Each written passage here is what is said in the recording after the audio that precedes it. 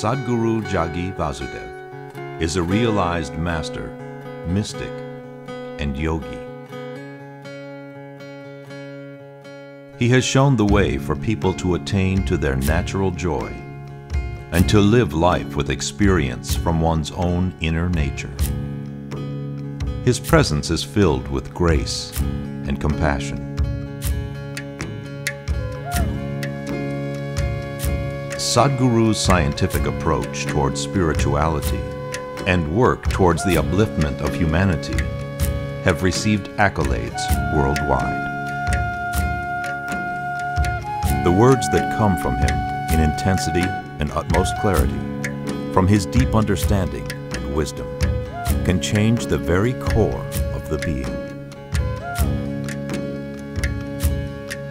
Belonging to no particular tradition, Sadhguru incorporates what is most valid for the modern person from the spiritual sciences. His work, an outpouring of his blissfulness, finds expression in the form of a ceaseless offering to help all beings. Available to all who are willing, Sadhguru's life is an invitation to the divine through individual transformation.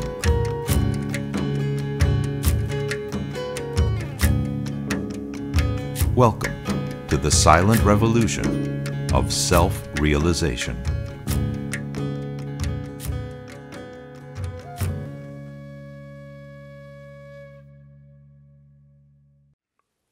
Always a manifold way in which people make use of the spiritual processes. For some people, in many places, spirituality and all the spiritual… what do you call them?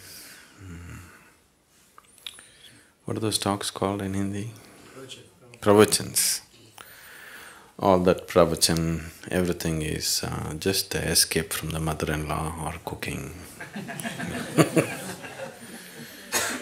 For some, it's an intellectual entertainment. For some, they're seeking to learn something. They want to know something new.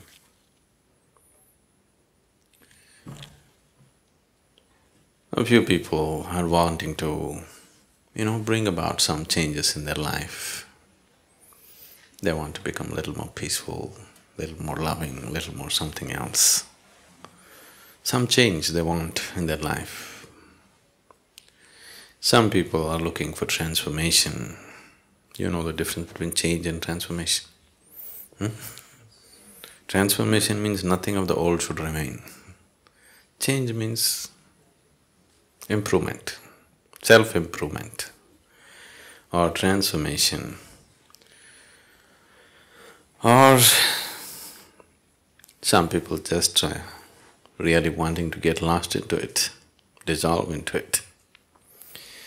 So there are many ways and people are approaching the same thing. It's…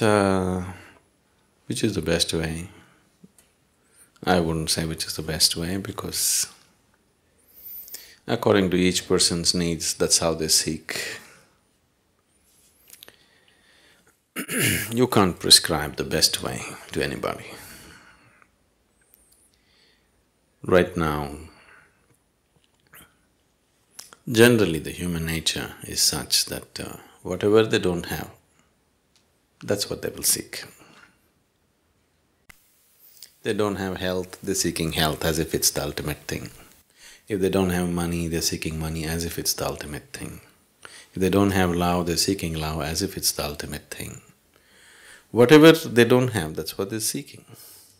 That reminds me, this happened when we were in Trichy. You know Trichy? Tiruchirappalli? It's a medium-sized town in Tamil Nadu. In high school, the teacher came and asked the students, 8th or 9th standard children, if God appears in front of you, and gives you a boon, what will you ask? One boy said those days, Maruti car. I want a Maruti car. Somebody said, I want a bicycle.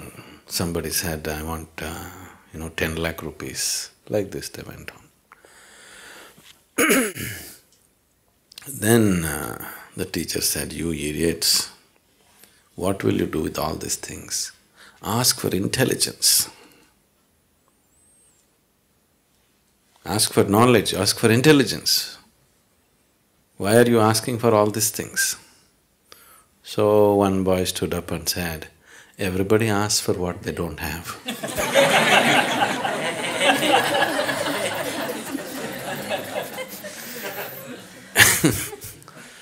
So, everybody is seeking what they don't have, isn't it? Now if you go by this, when a human being goes by this process of asking for what he doesn't have, then it's an endless process. Because what is it that you have? What you have is so little. If you go on asking for what you don't have, you need 1,000 years and still you will be nowhere. If you start seeking the next thing that you don't have, it's an endless process, self-defeating process, isn't it? It seems to be taking you somewhere, but it doesn't take you anywhere. So, what is this about? If you don't seek, if there is no seeking, you don't go anywhere, Why would you go to any place if there's nothing to seek? Because that's the very basis of your activity, desiring and going after it, isn't it? The objects of desire may change and people may think one object is better than the other, but it's not so. Whether you're seeking money or home or intelligence or knowledge or God or this or that, desire is desire, The object of desire just changes the directions of your destination, but doesn't change the process of life as such. And the essence of life is in its process, isn't it? Where you got in the end is not the point really. In many ways, right now, the essence of life is how you're experiencing it right now. So, one's quality of life, if we are changing or if you're wanting to experience life in a little better way or in a much better way, whatever, changing the objects of desire is not going to make so much of a difference. It's the way we handle the process which is going to make the difference. But even if life becomes a very pleasant and beautiful experience, it has to happen for every human being. But even if it happens, still you will see there is something within you which doesn't want to settle for just joyful life either. You're very happy, and after some time, even that doesn't seem to be enough.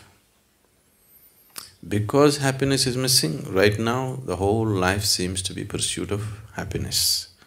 If you're joyful, then you will see it's not enough. In fact, if you're very happy, you will do many more things than when you're unhappy. Isn't it so?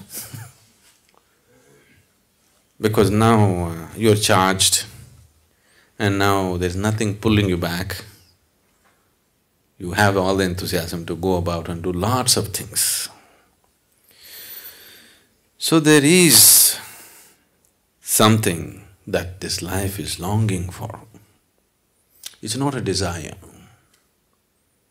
it's its destination. It is not something, a desire that you created or I created. It is just longing to go towards a certain destination. The only choice that we have is either to move towards this destination consciously or unconsciously. Anyway we are moving.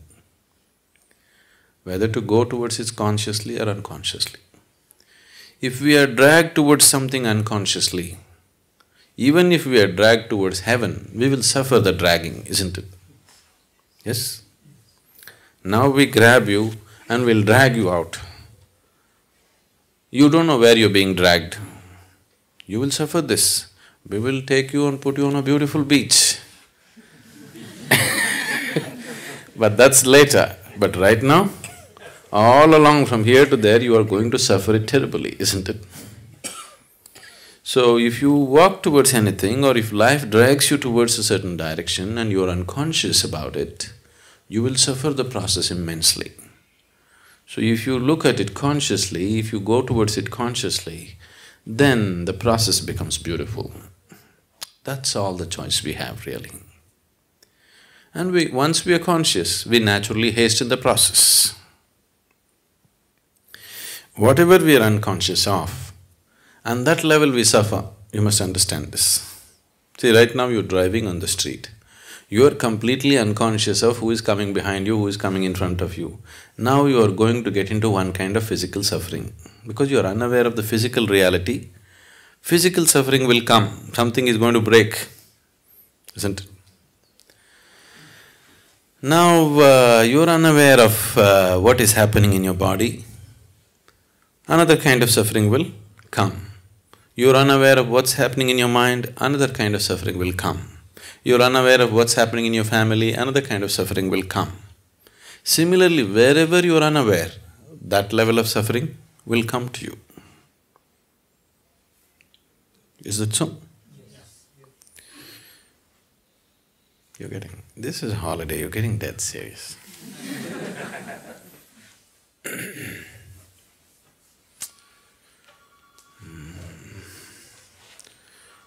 Once a pirate… know pirate? A pirate walked into the bar.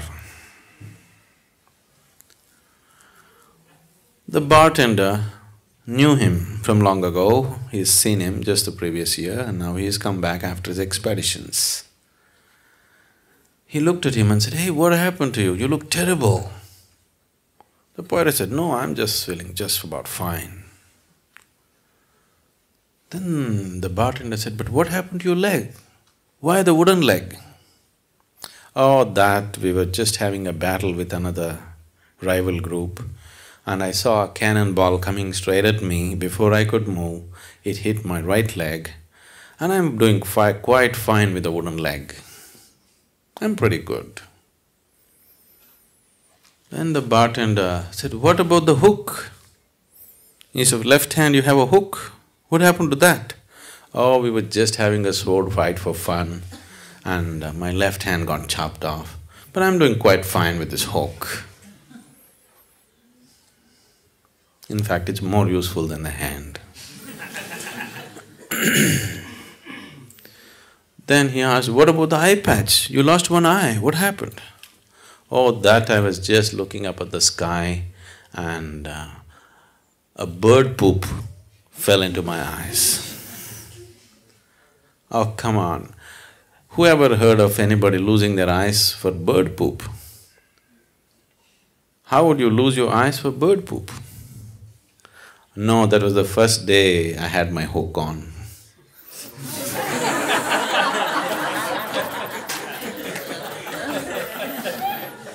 Whatever you're unaware of, there you suffer, isn't it?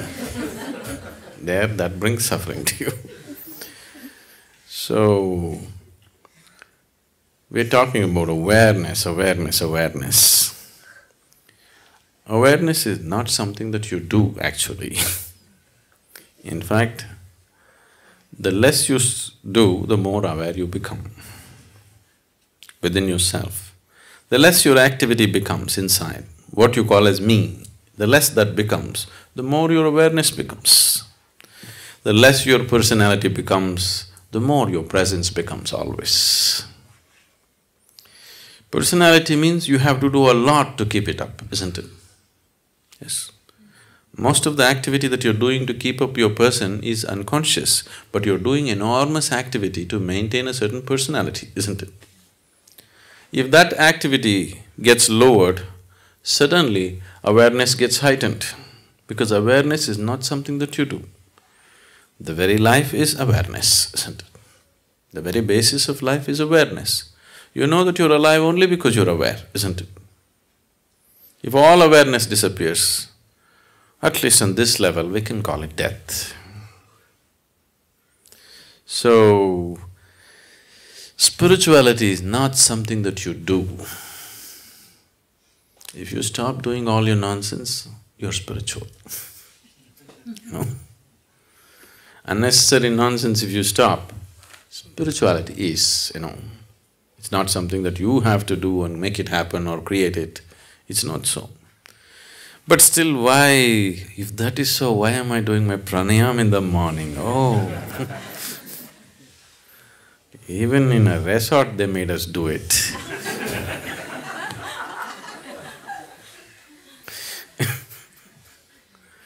I'm sorry, the resort.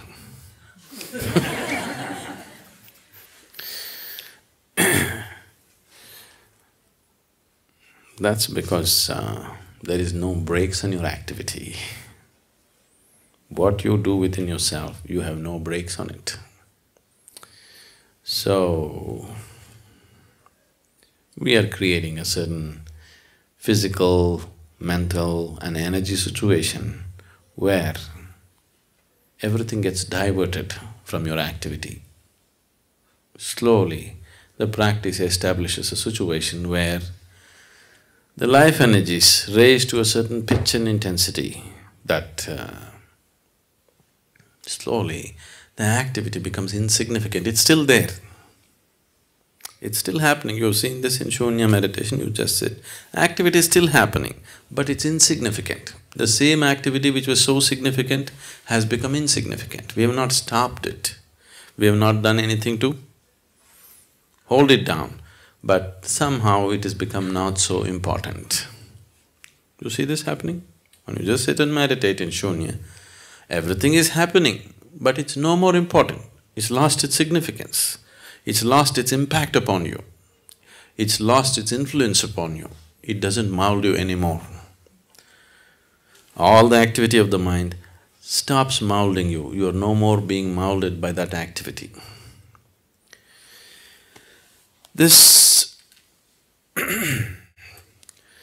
whole distortion that we have done to life in the form of creating our person. See, when you create your personality, because it's created mostly unconsciously, just a small part of it may be conscious, the rest of it is all unconscious, isn't it? When you create your personality, somewhere, in one way, it means somewhere you thought, Creator has not done a good enough job on you, isn't it? If it needs improvement, definitely He did not do a good enough job on you, isn't it so? So why would you feel that such a grand creation is not good enough? Something that's so enormous and fantastic is not good enough, why?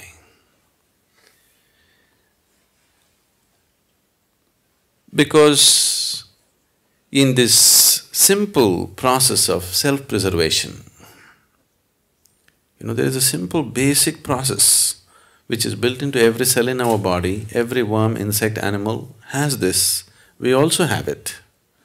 This simple process of self-preservation, we don't know where to contain it. It has just spread itself into everything. Because it spread itself into everything, you have to create a small person of yourself who will defend himself all the time. As we've been looking at in the programs, the only thing that needs preservation is your physical body. Your personality, we must maul it every day. It should be okay, isn't it? If every day if you can make mincemeat out of your personality, you could create another one tomorrow morning, isn't it?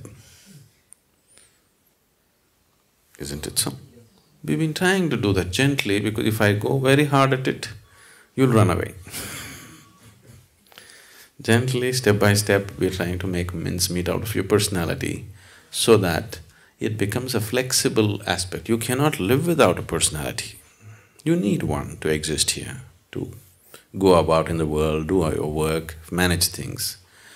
But if it's a flexible thing, that in different places, as it is necessary for the situation, you can put on the right kind of personality, then it would be fine. But right now, it is like a rock, it sits on you all the time. Anything that doesn't fit into its ambit, it makes you suffer, isn't it? Who drew this caricature that you call as myself? Definitely yourself, but influenced by so many people around you. You know, you're 15, 16, you go and watch a Amitabh Bachchan movie, you come home and try to walk like him unconsciously.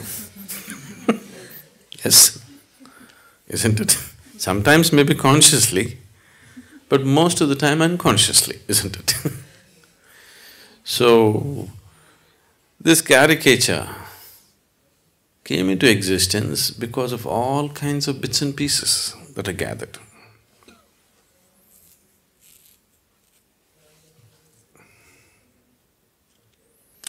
It happened when we were in school. There was a boy who was studying with me, who had an excellent hand, he could just sketch anybody with whatever kind of distortion he wanted.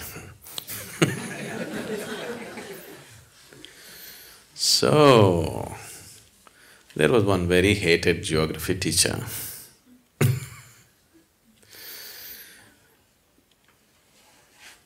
And when he entered the class, this boy had a horrible caricature of him ready on the blackboard.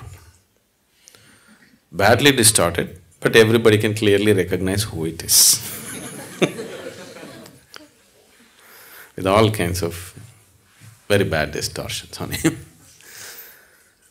Then he walked in and as usual he walks into the class always with a temper. Whether he's talking about the grasslands in America or he talks about the deserts in Africa, he's always in bad temper.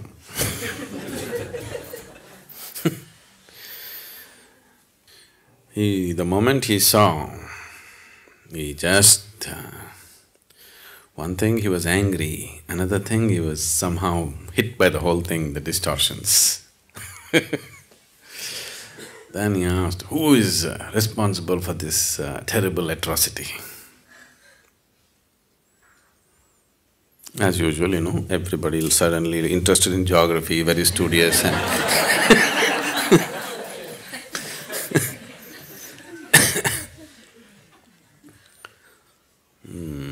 Then he repeated again, who is responsible for this atrocity? He thinks it's an atrocity. We thought it was an appropriate thing.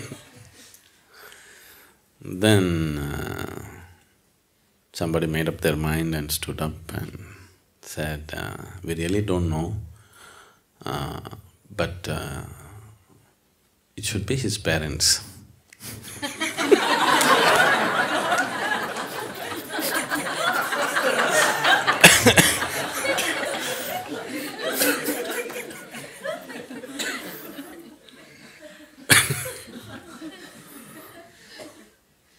So, for this atrocity that you call as myself, it's not your parents. This is you. Only you can commit this atrocity of distorting yourself into such a tiny possibility when an unbounded possibility was what you were offered. With life, you were offered an unbounded possibility. You made such a bad distortion and made yourself into such a tiny possibility. If you stop creating this caricature, because this caricature cannot exist one day without your support, you need to support it all the time. What meditation means, in one way, you're just withdrawing the support for your personality, that's all. Suddenly it collapses. Only the presence is there, the person is no more there. If you could walk on the street like this, if you could operate with people like this all the time, that you have no personality, but looking at this person at this moment, how she is, accordingly you put up a personality as it is necessary for this person. Now you go to that person, you put up a personality that is necessary for that person, then it would be so much fun drawing new caricatures every day. But once you get stuck to a particular distortion, that becomes a problem. Every day if you have a new distortion, it's called art. Isn't it? If you're stuck with one distortion, then you're called a freak. Isn't it? Isn't it so? Every day if you're able to create a new distortion, that is artwork, isn't it? If you're stuck with one distortion, you're a cripple. So that's the big difference. Sadhguru, when you're talking about personality, we have to have different personalities as a parent, as a husband, and at work. In normal living, it becomes very difficult to change the personality. You mean to say people around you won't let you change it? Not true. See, right now, let's say you're going to your work we'll take the work situation because it's less personal for you. You're going to work with a certain attitude and a certain person is going to work, which is you right now. Let's say he goes briskly like this every day. Good morning, good morning, good morning. Don't mean a good morning to anybody. The way people say good morning, it's very clear they intend to give you a bad morning.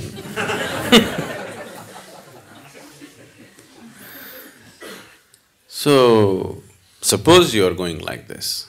Tomorrow morning, if you go, really say good morning to people and smile at them and maybe hold their hand and ask some personal question, talk to them and go in, maybe you'll waste 5–10 minutes going into your office. But if people around you are happy, you'll have lot of extra time on your hands because they'll run around and do things better, isn't it? If you have people who are sitting there with a grouse, then they will make your life miserable in so many ways. Not one way. You have to live with them, but these people have a grouse against you. They are going to make your life so bad, isn't it? Now, can I change my personality every day? Won't it confuse people? Not at all. They would enjoy you most. Isn't it so? And will it bring down your efficiency of work? Definitely not. It is not because of the compulsion of the situation you've gotten stuck with one personality. It is just that the whole construction of the personality has happened in unawareness, that's why you're stuck with one personality. Now you said, we have one kind of personality at home, another with children, another with work and outside. If you look at it, it may not be true. You may be functioning in different capacities. The requirement of how you function may be different, but still the basic personality may be same everywhere. The underlying personality is still the same. You can change that also and it'll be so much fun for you to change that. It'll be absolute fun for you to change that because you can experience a whole new person all the time. After all, it's your creation. So why should it be limited to just one way? If God had fixed a personality for you, that's all there is. But when you have built it, like you change your clothes every day in different ways, isn't it? But most people cannot even change that, isn't it? They've gotten used to a certain thing and that's all it is, isn't it so? I think we should have done something today. Everybody should dress in a completely different way and come. Not your usual kind of clothes. You're wearing pants all the time, today you wear a sari and come. Just loosen yourself up a little bit, it's important. The reason why what is the very essence of life is missing in people's life is because they become stiff. And spiritual people are stiffer than anybody else. Isn't it? They are so stiff.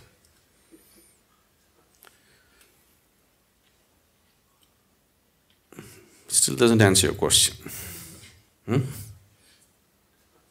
There can be changes in the behavior, but your personality remains the same. It remains the same. That's what I'm saying. You're stuck to one personality. It's just the actions are different because the situations are different.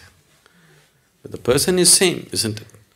So the person is same because what your personality is has become you. You're completely identified with it. There is no distinction between you and your personality, isn't it? You have become that. The mask has gotten stuck to your face now. You can't take away the mask. If this mask has to come off, we need something to loosen the glue which has gotten stuck to this. It is identity. So now we are creating various situations where your identity dissolves in a certain way. Meditation or any kind of yoga practice, whatever it is, just to loosen the identities so that there's a little more flexibility about it. Maybe the whole of it has not come off, but at least you can adjust it a little bit. Instead of mask being totally stuck, at least little you are able to take a breather. That much break it is giving you. But if you work a little more with this, you can take it and keep it off. Now, people, when they come to advanced programs, 3 days or 7 days they're in samyama or bhavspandana, the person that you are, you'll just simply forget who you are. You don't know who you are. It'll become like that because the situation created is so intense and so different. Everything that you know as normal is broken. After some time, you don't know who is here. After the program is over and you come back, you just wonder, is it me who went through all that? Most people can't believe that they actually went through samyama and came. Simply because it's created like that, the whole situation. Not only the meditation process, the situation also is created in such a way that it doesn't assist your personality in any way. The whole thing is to take off all the supports, because your personality cannot exist for a moment without your support. If you involve yourself in any intense activity, it could loosen up a little bit. But that is haphazard. For example, let's say you go and play a game. Those moments of total involvement, you may lose your personality. But that is a haphazard way of attempting it. Now we are looking at how to approach it scientifically, how to dismantle all the scaffolding that is holding it up. If you have noticed this, people who are very, very committed and enjoying the process of working, they always have more flexible personalities than people who are working towards a goal. Is it so? Have you noticed this? Because just the involvement with the work, total involvement, those moments the personality becomes little loose. But people who are working towards a goal, that they want this to happen, those people have strong personalities always. The fundamental basis for your personality, the building blocks for your personality is likes and dislikes. I like this, I don't like this. A complex system of likes and dislikes is what your personality is, isn't it? See, what's the difference between you and the next person? Your likes and dislikes are different, isn't it? Now, the basis of yoga is just this, to help you beyond these likes and dislikes. Whether we're talking responsibility or inevitability or whatever else we're talking, fundamentally it is to destroy the process of like and dislike. See, existing in the world with likes and dislikes is a very foolish way to exist. But unfortunately, the logical mind thinks, I'll do what I like, this is my freedom. The very basis of your bondage is in your likes and dislikes, but your mind makes you believe doing what you like is your freedom. Isn't it? All the time, everywhere in the world, people believe doing what I like is freedom. Please look at it carefully. The very fundamental basis of your bondage is in like and dislike. To operate sensibly here, even in the physical realm I'm saying, even to operate with your work or family, whatever, Likes and dislikes make you do stupid things. I like this person, I don't like this person. Now, I cannot function from what is needed in this moment, isn't it? Isn't it so? Now, I don't like this person. Even if this person is doing something wonderful, I cannot see it anymore. Do you see this happening to yourself? I like this person. Even if they're doing terrible things, I cannot see it anymore. Isn't it so? Because the moment you get trapped in this like and dislike, you have no discretion. You lost your discretion. Your intelligence is forsaken. Your awareness is simply impossible once you get trapped in likes and dislikes. The moment you say, I like this, getting identified with it is very normal. It's a natural process. You don't have to say, I'm going to identify with this light bulb. If you just say, I like this light bulb, you get identified with it. The process will just happen. See, life is set up in such a way for you so that life happens automatically. You just have to sit here and enjoy the bounty of life. But now the problem is, we are setting this forth in a wrong direction, so it is creating suffering. Suppose if it was all in your hands, you have to like it, you have to get involved with it, everything is yours. It would be a terrible effort to live, isn't it? Now it's all set up well, the whole software is so well set up. If you just say, I like this, getting involved in it, dreaming about it, this, that, everything just happens by itself, isn't it? Everything that is necessary to take you in that direction just happens, isn't it so? So, this is just life assisting you, but it has no discretion. If you like hell, it'll take you to hell. It happened once.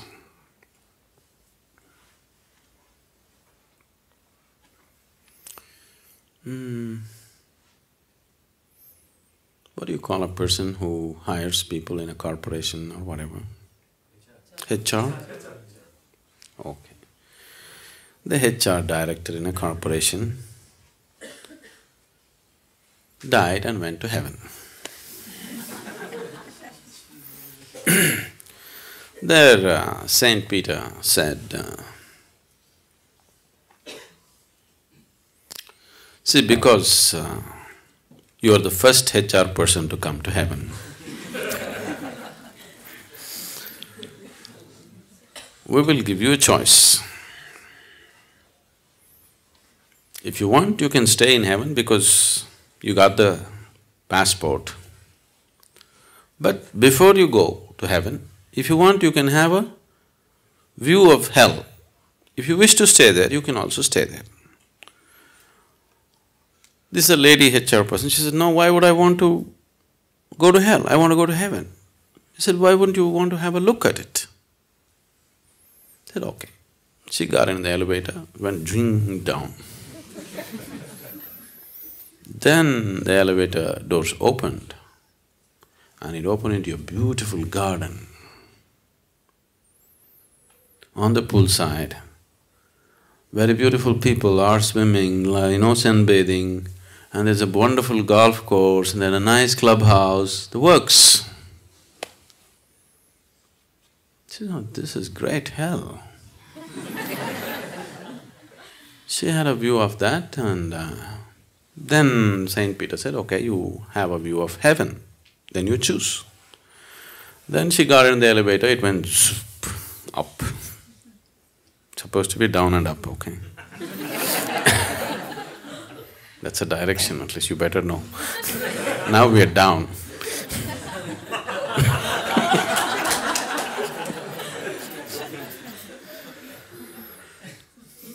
So, there they opened the doors and then she saw lots of clouds, people just floating in the clouds, playing harp and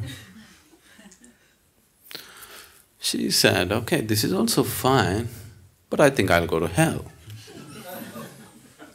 All my friends are there, this golf, I'll go.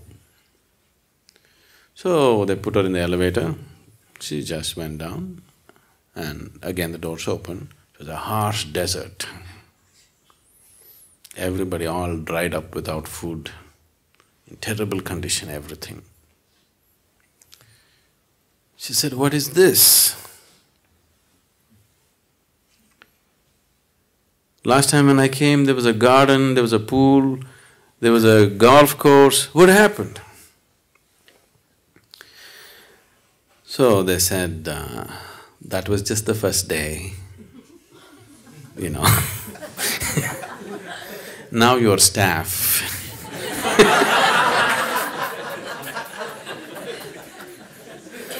That was the interview. Now you're staff. All your life you did this to people, so this is your choice.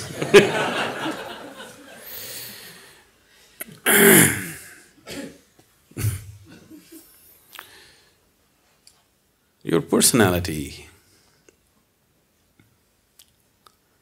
I don't know, if you're working in places, at least if you're HR, is there anybody HR?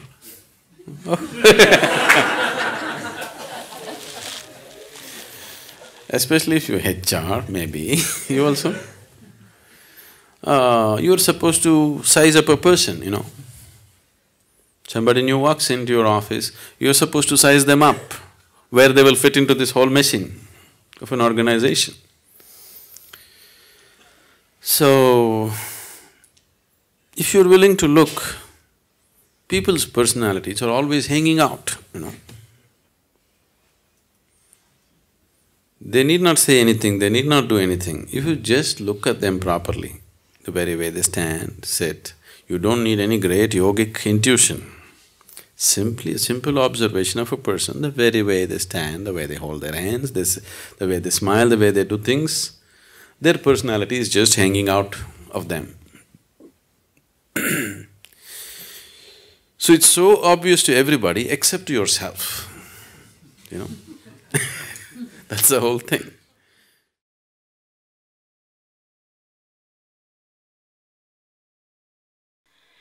You are my perfect mirror, you show me what I'm not. In the endless pit of what once was me, layer and layer you peel off me. The pain it is, but the joy it brings. So thank you for showing me what I'm not, for showing me what I could be. Thank you endlessly.